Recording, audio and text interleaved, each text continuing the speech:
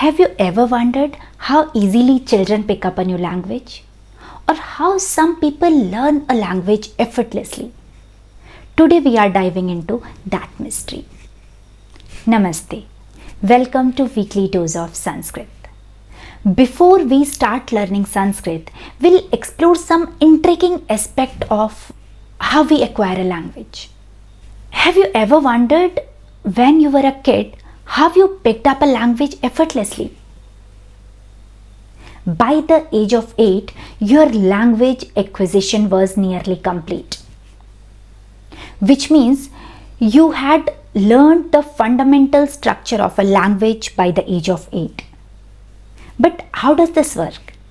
Let's break it down.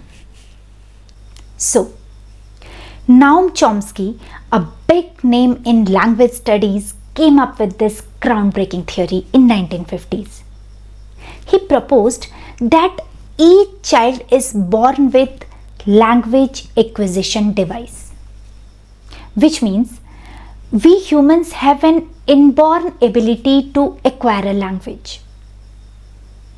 Whether it is English, Sanskrit, Tamil, Telugu or any other language, you can learn that language effortlessly during your early childhood. What's fascinating is that this idea was not new. Back in the 5th to 6th century AD, the great Sanskrit philosopher Bhartrihari said something very similar.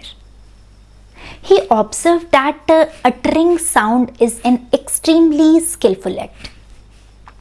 Think about it. How does a child learn exactly how much to raise their tongue? Or which part of the tongue should be raised to produce a specific sound? No one explicitly teaches them. But still, child naturally knows how to do it. This suggests that the process of learning language is largely innate. Research shows that up to the age of 8, a child can internalize more than one language. That's why children who live in bilingual or multilingual environment can speak more than one language fluently.